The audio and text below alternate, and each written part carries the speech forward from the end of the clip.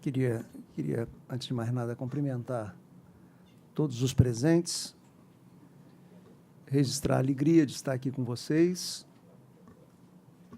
saudar o nosso presidente, Fernando Henrique Cardoso, saudar o nosso vice-presidente do Senado,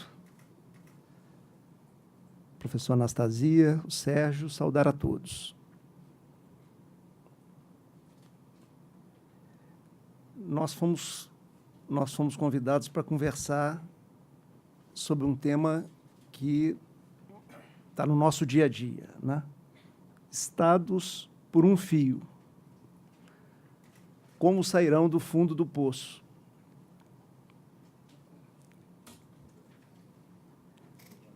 Eu queria, antes de mais nada, alertar que a crise fiscal ela não pertence aos estados. Quer dizer, todos nós sabemos da dimensão da crise fiscal do nosso país, gravíssima. Pouco se fala da crise em curso dos municípios brasileiros. Então, essa é a minha primeira observação. Da onde vem essa crise? Vem de problemas conjunturais. O professor Anastasia trabalhou uma parte desse tema. A crise de 2008, que eu vivi como governador no mandato passado, foi caracterizada como uma marolinha, de marolinha nada tinha. Uma crise avassaladora no mundo e no nosso país. Problema daquela época.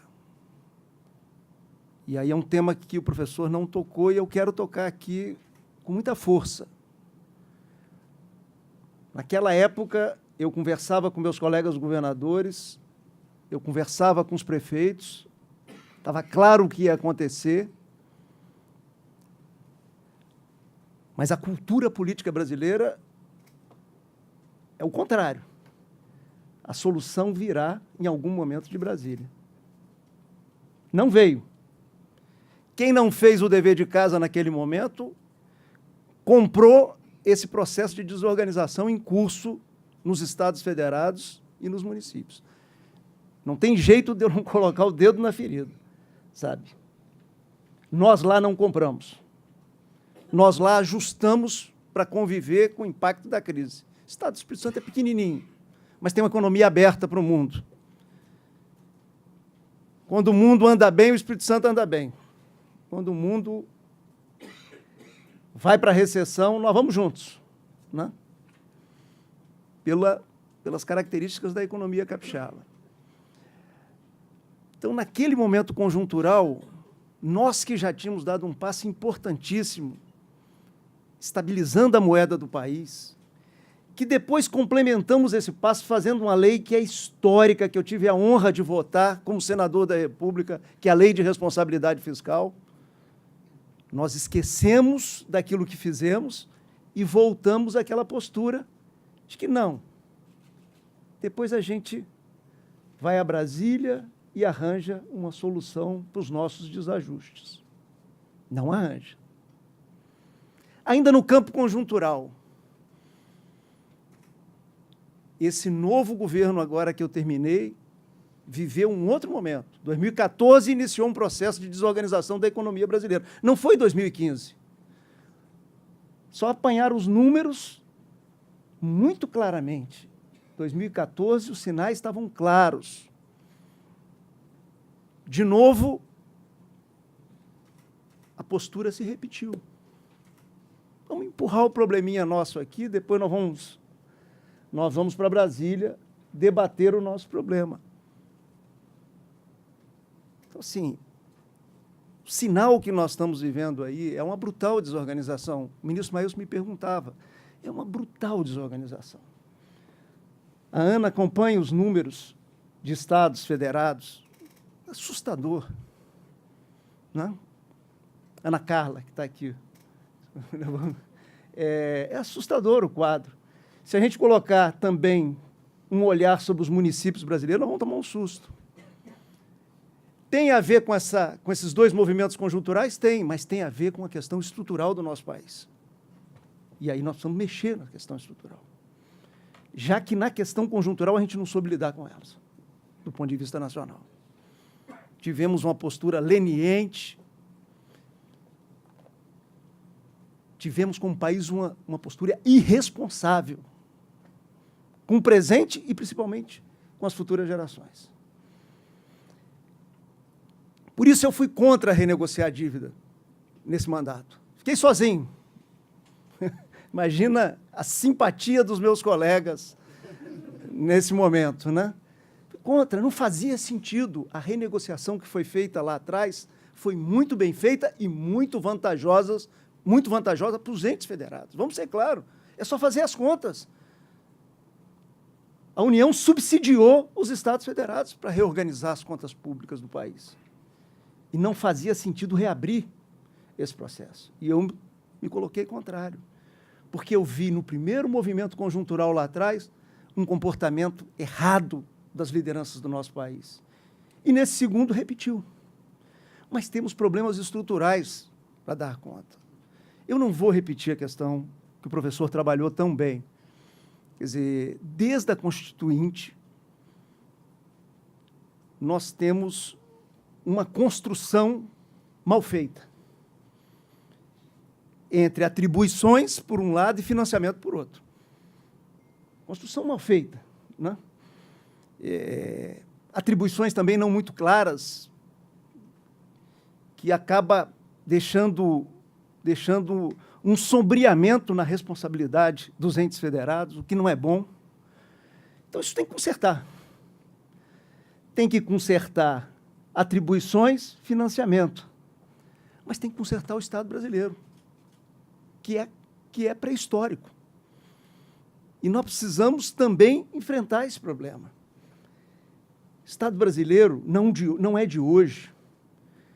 Compra mal, contrata mal e remunera de maneira equivocada.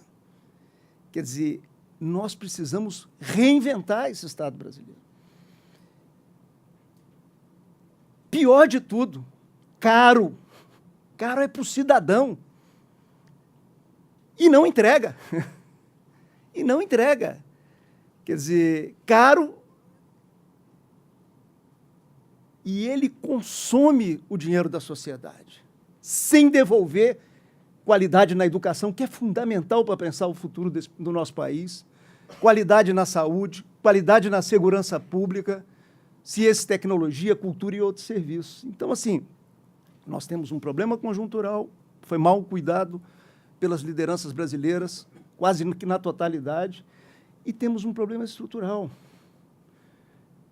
Uma federação de Araque, uma federação que não é a vera, no sentido popular, né? E temos toda uma estrutura do Estado brasileiro que é da era da pedra lascada. Quando eu falo que a gente compra mal, quer dizer, o sistema que está aí de compra, você compra o serviço, o produto mais barato, você compra a obra por quem não tem capacidade de entregar e por aí vai. Então, assim, eu acho que é um desafio. Sou otimista com o desafio? Sou absolutamente otimista. Por dois motivos, queria dizer para vocês. Primeiro, é que não tem para onde correr.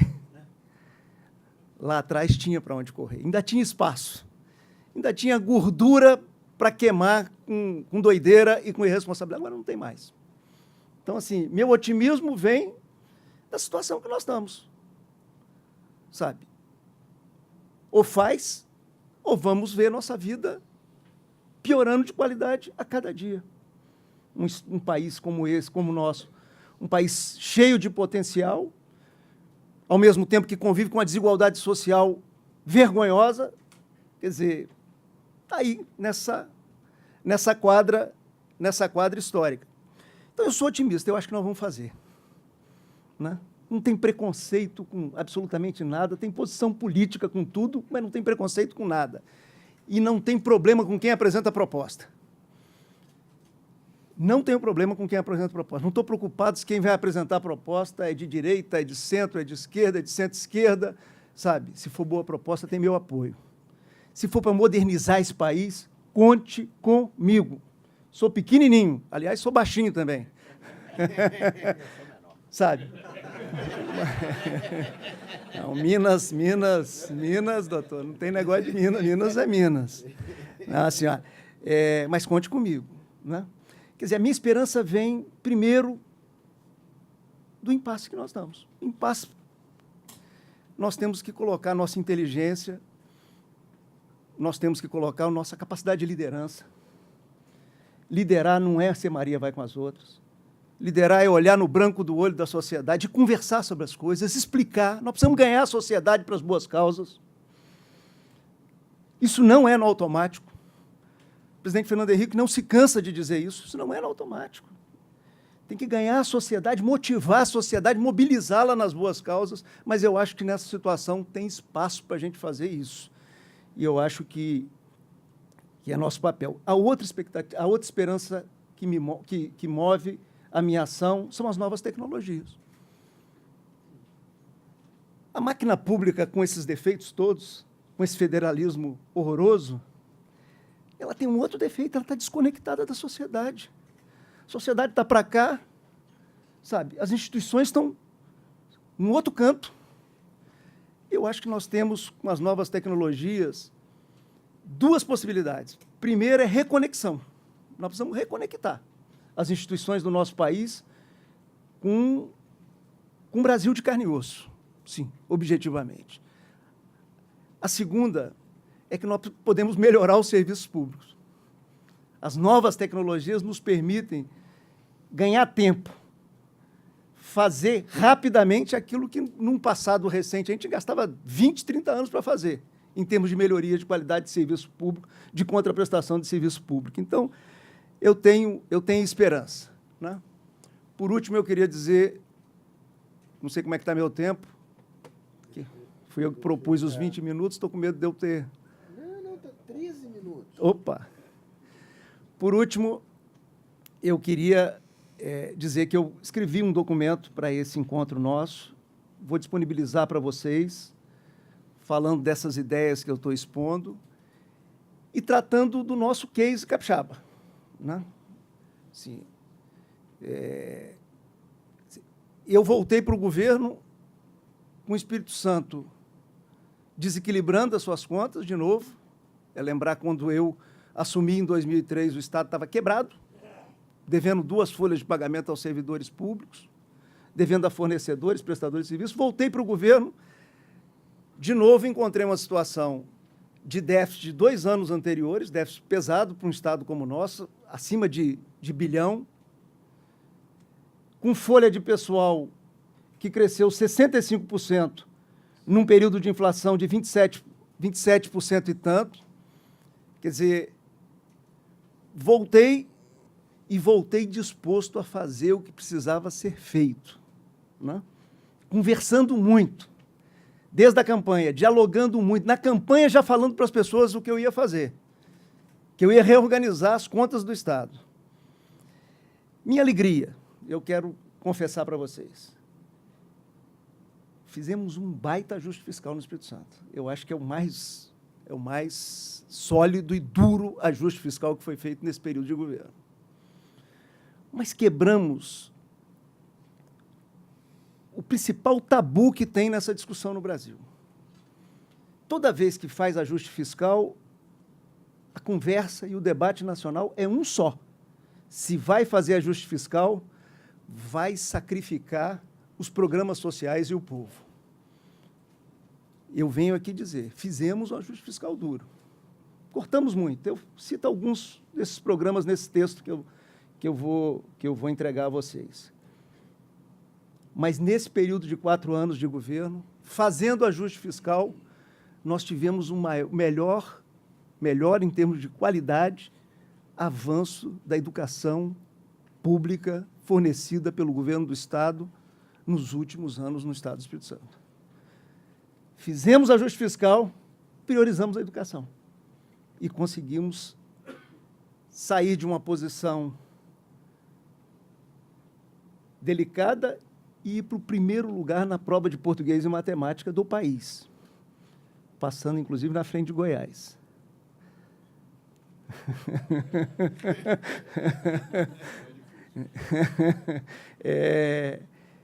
Fazendo ajuste fiscal, cortando tudo que podia cortar, né? Reduzindo o cargo comissionado, reduzindo contratação por tempo determinado de funcionário público, renegociando incentivo fiscal, diminuímos incentivos fiscais nesse período, renegociando contratos, parando de fazer concurso público nesse período, suspendendo aumento e correção salarial dos servidores, nós conseguimos melhorar a educação do Estado do Espírito Santo. O IBGE soltou os números esses dias na área de saúde com 2 indicadores importantes. Espírito Santo com a menor mortalidade infantil do país e com a segunda expectativa de vida do país, atrás de Santa Catarina, mas quase, na linguagem da política, quase no empate técnico com Santa Catarina, inclusive quando já viveu mais de 65 anos, que eu sei que não é o caso de ninguém que está nesse ambiente, já o Espírito Santo está em primeiro lugar a partir de 65 anos em termos de expectativa de vida no país. Dentro da margem de erro. Então, assim, fazendo ajuste fiscal, melhorando o serviço público, melhorando a contraprestação de serviço público. Todos sabem que o Espírito Santo tem um desafio na área de segurança pública. Eu administrei o Estado agora, tive que administrar uma greve da Polícia Militar, sabe? Duríssima. E ali é aquele botão. Se você apertar o botão errado, você vira Rio de Janeiro. Eu não vou falar Minas Gerais, em respeito. Se apertar o botão errado, você vira Rio de Janeiro. E nós não apertamos o botão errado. Quando a greve da Polícia Militar eclodiu, eu estava aqui em São Paulo operando de um câncer na bexiga. Voltei para cuidar da greve. Voltei operado, em condições ainda de recuperação, voltei para cuidar da greve porque não poderíamos errar naquele momento. E conseguimos conduzir. E eu vou dar um indicador de segurança pública aqui, do último ano de governo. Na hora que nós fechamos o governo, nós conseguimos diminuição de homicídio no Espírito Santo, que foi a maior diminuição, está no texto que eu estou entregando a vocês, foi a mais importante redução de homicídios no Espírito Santo nos últimos 29 anos. Então, assim, dá para fazer a reorganização das contas públicas, dá para ter foco naquilo que é fundamental para a vida do nosso povo e da nossa gente. Então, assim, eu paro por aqui, né? Fico à disposição para a gente conversar aí junto, debater, né? Mas, assim, minha palavra é uma palavra, volto a dizer, positiva em relação ao país. Nós fomos para a beirada do barranco. Tinha gente que não estava vendo isso. Acho que hoje a nação está vendo isso. Nós estamos ali.